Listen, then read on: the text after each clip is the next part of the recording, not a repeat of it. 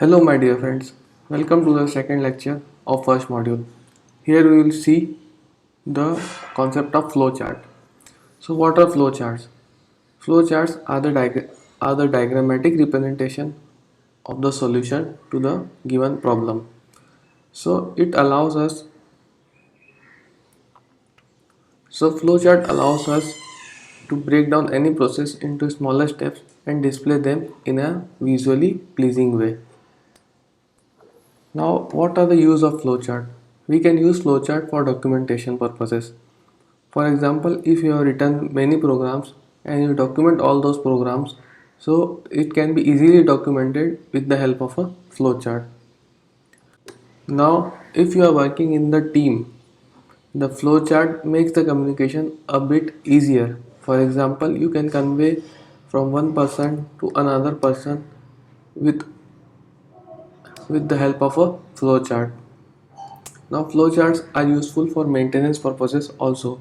For example, if you have worked on something a time back, now when you come back, you do not need to go on through all the codes. Instead, you can look at the flowchart and see what are the changes that you need to do, and then go to the code after looking at the flowchart. Now here we will see what are the components of the flowchart. So here we have 6 components in the flowchart. The first is the terminator.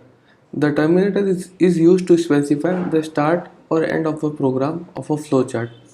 So we have a start point, we have an end point. Rest all lies between this start and end. The second component is the input or output.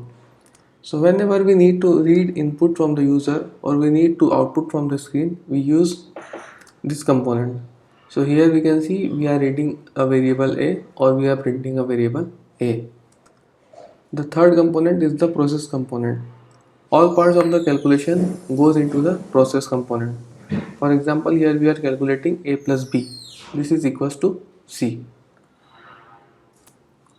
Now in our program, a common part is to take a decision whether a condition is true or false. So for taking the decision, we have a decision box.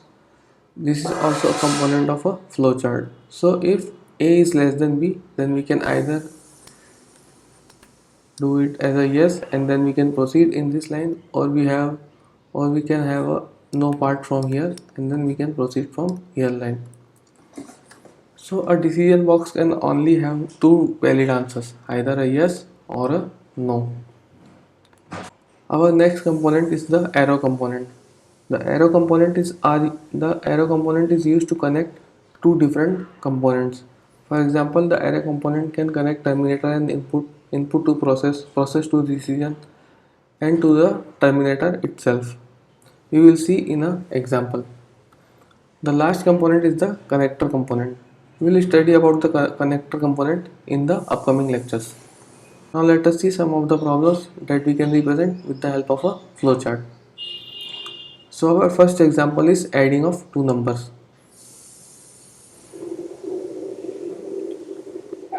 So let us see our first example of adding of two numbers.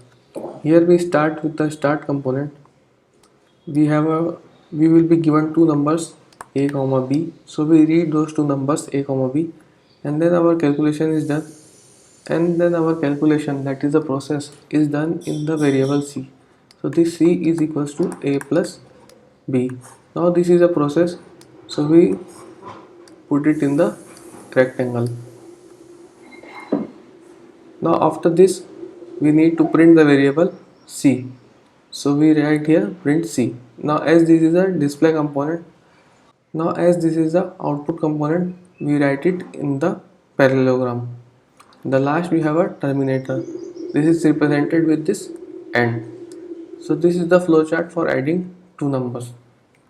Now let us see another example where we will calculate simple interest given principal, rate and time.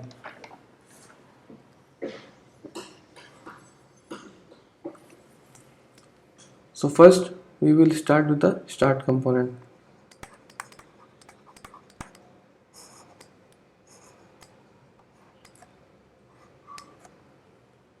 Now we will be given, now we need to read the variables principal, rate and time. So we will use the parallelogram here.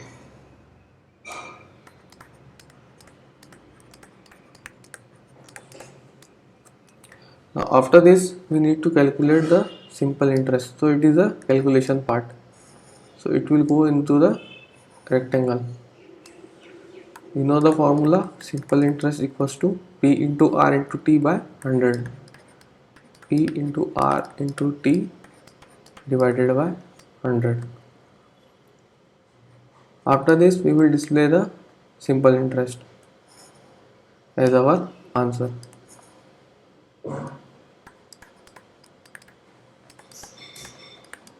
And after this we will end the program.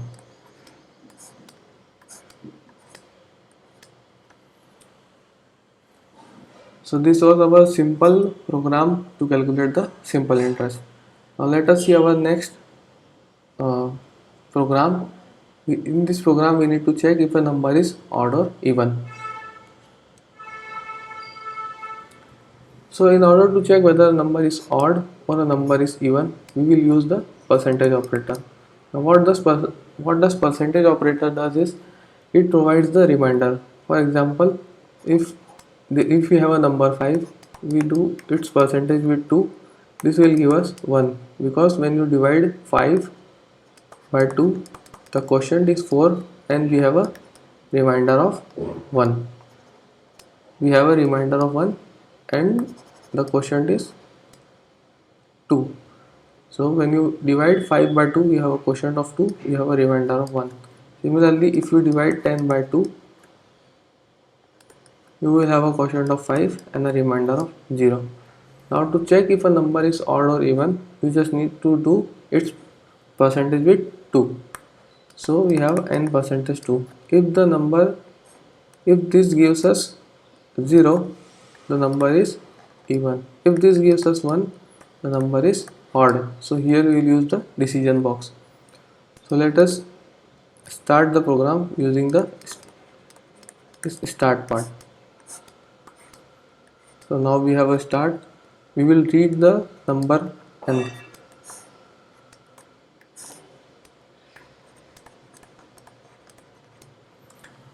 Now we have a decision to take. If n percentage 2 is 0 or it is non-zero. So we will use a decision box here.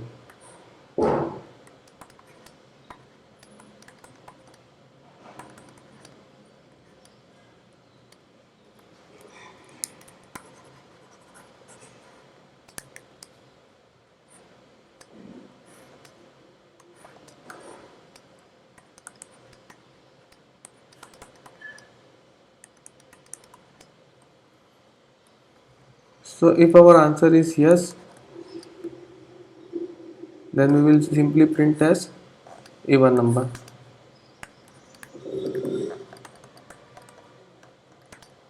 If our answer is no, then we will print odd.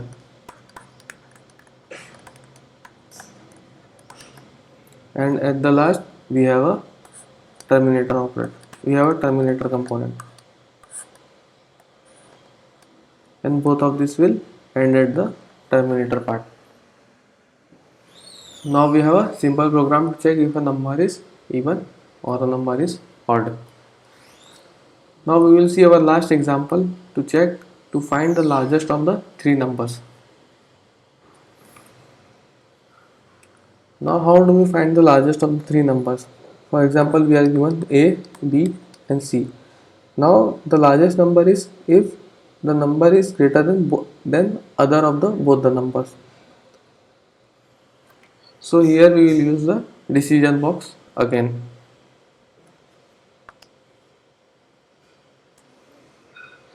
Now first we will use the start component to start our program.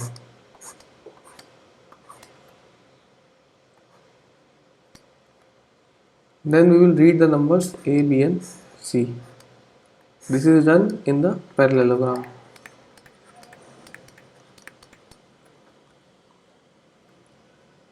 Now we see if A is greater than equals to B and A is greater than equals to C.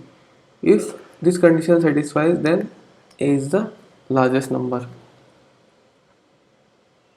So in the decision box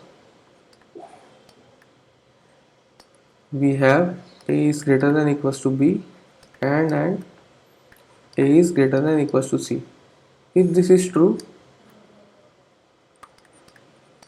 then we will do nothing, we will just print the number, print that A is larger, A is the largest of three numbers, and then we will end the program.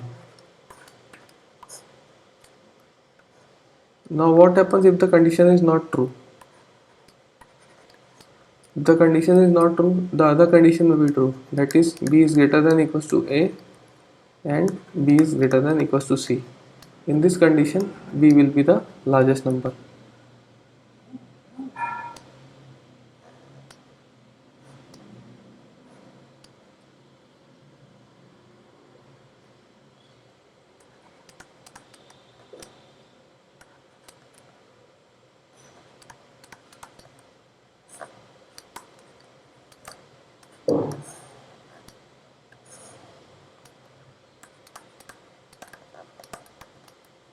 And here we will print the number B and then we will end the program. Now if both the conditions are not true, then our number C is the largest number. So we will directly print C.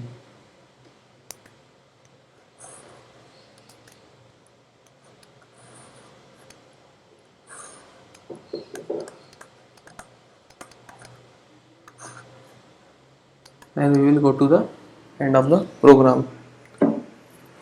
Now this was about the flow charts. In the next part we will study the flow charts with the loops. Hope you all got the concept. See you in the next lecture.